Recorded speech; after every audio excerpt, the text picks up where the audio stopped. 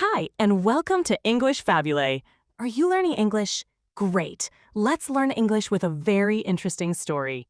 Don't forget to subscribe, like, and comment. Let's get started. Every year, on December 10th, a very special ceremony takes place in Stockholm, Sweden. It is the Nobel Prize ceremony. Important people from all over the world come to watch. The King and Queen of Sweden are also there.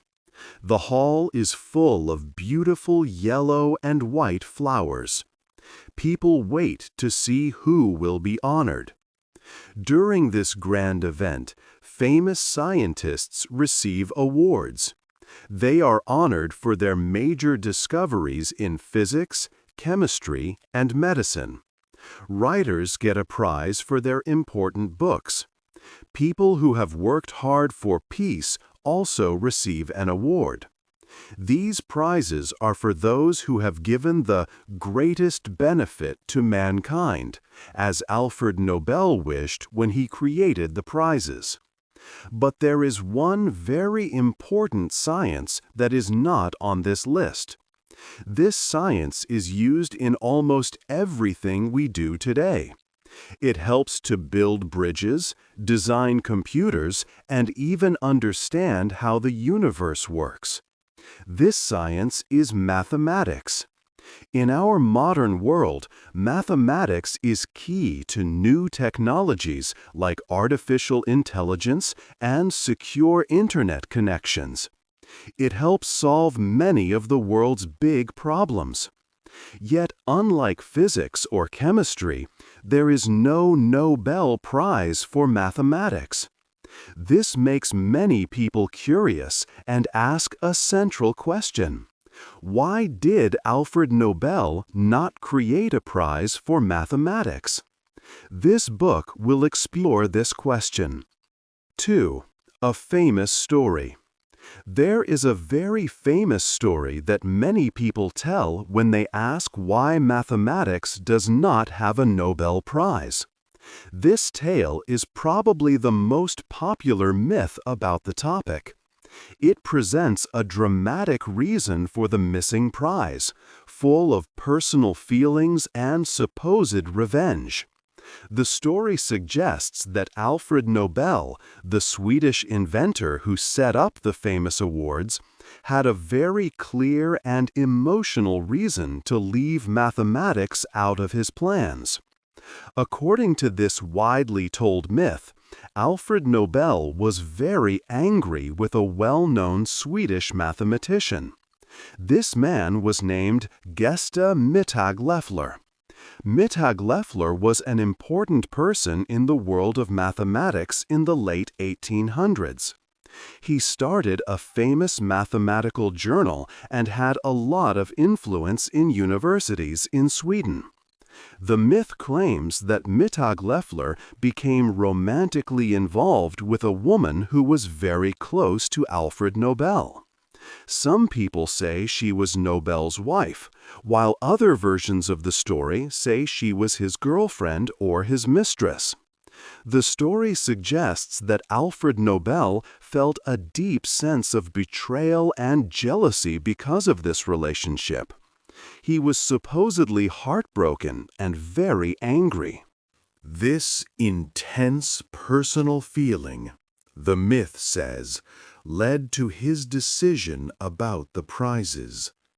Nobel wanted to make sure that Mittag-Leffler, and by extension, the entire field of mathematics, would never receive one of his important awards. To achieve this, the story claims that Nobel specifically wrote his will to exclude mathematics from the list of subjects that would receive prizes. This way, no mathematician, especially Gösta Mittag-Leffler, could ever be honored with a Nobel Prize. This dramatic story has all the parts of an exciting play. A brilliant inventor, a romantic conflict, and a strong desire for revenge. It is an appealing explanation because it is easy to understand and remember. Many people, including students and teachers, have shared this interesting legend for many years. It gives a simple human explanation for why one of the most important sciences seems to be forgotten by the Nobel system. The myth helps people connect with the story on a personal level, making it feel more real. Because of its drama, it has become the most common idea about the missing mathematics prize. However, it is just a story, and we will explore the real facts later. We need to remember that sometimes the most popular stories are not always the truest ones. 3. Is the story true? Many people have heard a popular story about why there is no Nobel Prize for mathematics. This story says that Alfred Nobel, the man who created the prizes, had a problem with a famous mathematician. The mathematician's name was Gösta Mittag-Leffler. The story often includes a love triangle, saying Nobel's wife or girlfriend was involved with Mittag-Leffler. It paints a picture of Nobel being angry and jealous. Because of this anger, the story claims, he decided not to include mathematics in his famous prizes. However, this exciting story is not true. We must look at the real facts. The most important fact is that Alfred Nobel was never married. He had some important women in his life, but he never had a wife. One important woman was Bertha Kinsky. She worked as his secretary for a short time. She later became a good friend and won the Nobel Peace Prize herself. Another woman he was with for many years was Sophie Hess. But there is no historical proof that any of these women had a relationship with Gösta Mittag-Leffler. The idea of a love triangle is simply wrong. There is no evidence in history books or letters to support it. Also, Alfred Nobel and Gösta Mittag-Leffler barely knew each other. They were both smart men from Sweden, but they lived very different lives. Nobel left Sweden for Paris in 1865. At that time, Mittag-Leffler was still a young student. They were not in the same social groups. Nobel traveled a lot for his work. He rarely came back to Sweden, mostly just for his mother's birthday. Because of this, they did not have many chances to meet. They could not have become enemies easily. They had very little contact throughout their lives. So, the idea of a deep personal hatred or rivalry between them is not based on facts. This story of jealousy and revenge is very interesting. It is a dramatic tale, much like a play or a movie. People often like to remember stories that have strong feelings and drama. This is probably why the myth has stayed popular for so long.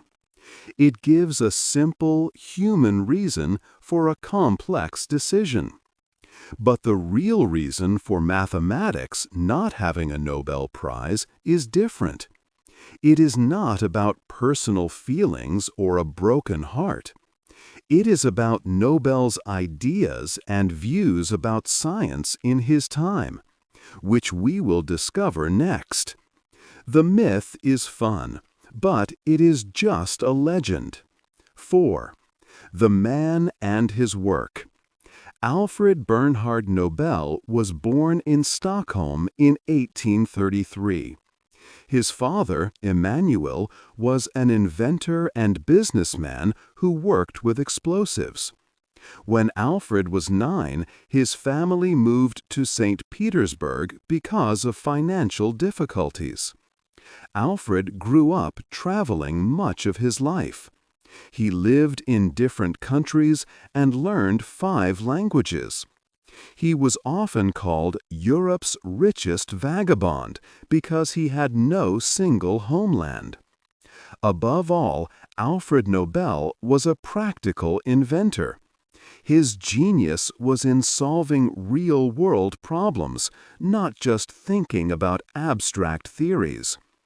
A very important and sad event happened in his life in 1864. There was a big explosion at his family's factory in Stockholm.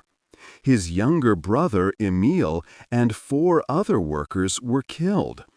The factory produced nitroglycerin, a very unstable explosive. This tragedy made Nobel determined to make nitroglycerin safe. He spent a lot of time and effort to control it. 2 years later, he made a great discovery. He found that mixing nitroglycerin with a special kind of absorbent sand made it stable. This new material could be shaped into sticks. He called his invention dynamite, taking the name from a Greek word meaning power. Dynamite changed many things around the world. It helped greatly with huge construction projects of that time. For example, it made it possible to build the Suez Canal, dig the St. Gothard Tunnel through the Swiss Alps, and construct long railroads that connected different nations. Nobel's invention literally helped move mountains. By the time he died in 1896, he had received 355 patents. He also owned and ran factories in 20 different countries. Nobel was more than just a successful businessman and inventor. He read many books and had a large library. He also wrote poetry and tried to write novels. He was interested in philosophy and talked with many smart people across Europe. His life and work showed that he focused on science and inventions that had clear, useful results. He believed in things that had tangible benefits for building and industry. His way of thinking was shaped by finding solutions to real problems that helped humanity. 5. A plan for the future. Alfred Nobel's life was full of work and big ideas. He made many inventions, but one event changed his view of his own life. In the year 1888, a newspaper made a mistake. They printed a story about Nobel dying. The headline called him the Merchant of Death. The article said he became rich by finding ways to kill more people faster. Nobel was still alive. He read this story about himself. It made him think hard. He did not want people to remember him this way. He wanted a better legacy. He wanted to be remembered for good things, not for instruments of war.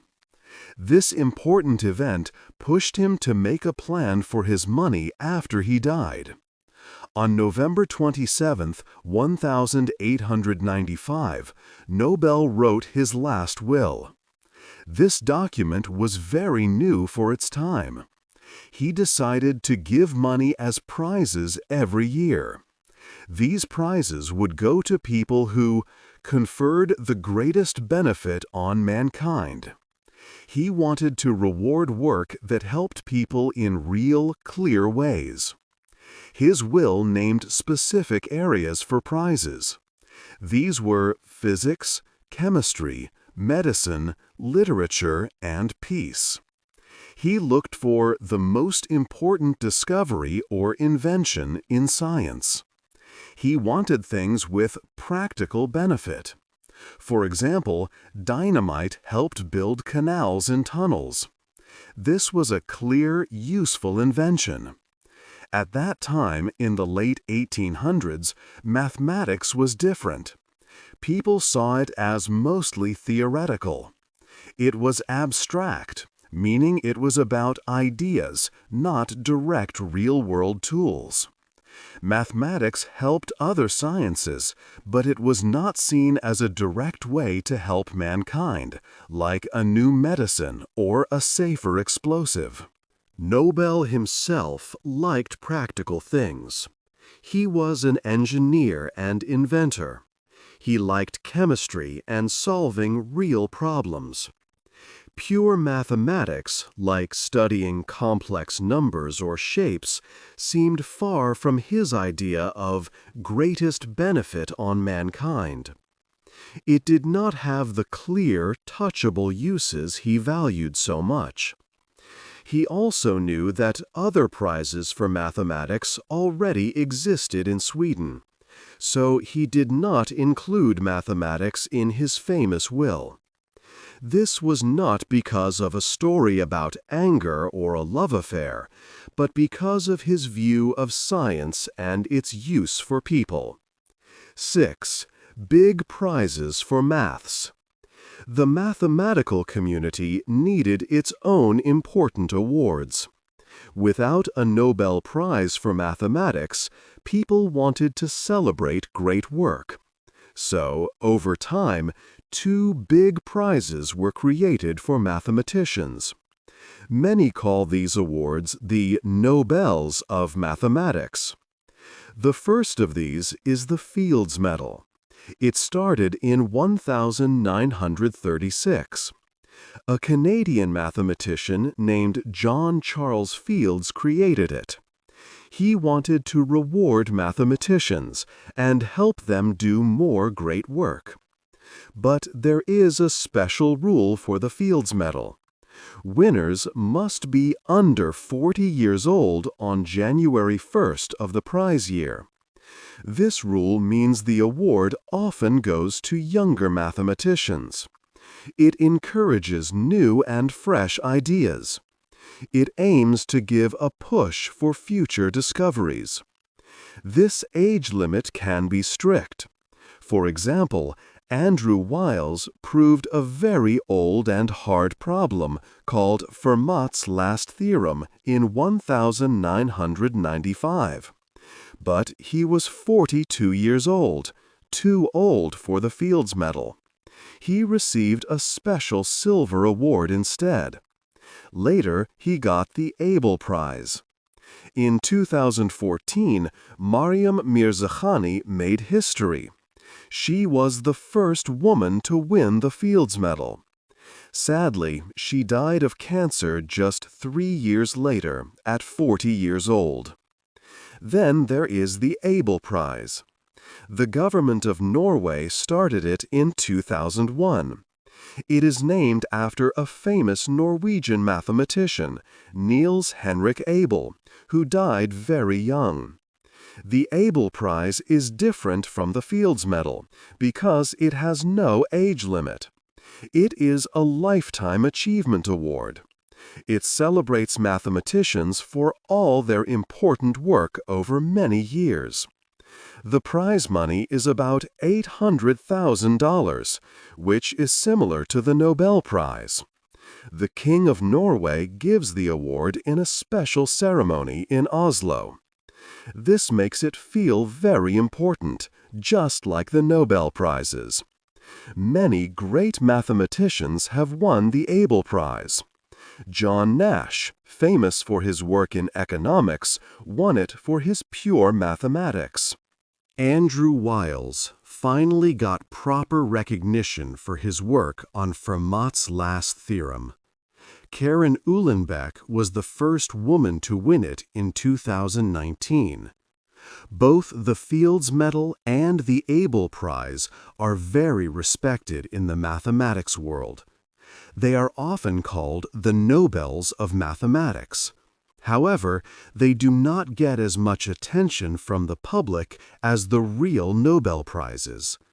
This means mathematics often stays hidden, even with these big awards. It still lacks one single prize that everyone in the world knows about, like the Nobel Prize for other sciences. 7. Why it is a problem. The absence of a Nobel Prize for mathematics has real effects.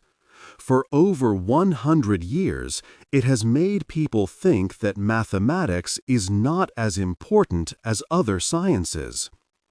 People often see math as something difficult, abstract, and not connected to real life. But this idea is wrong.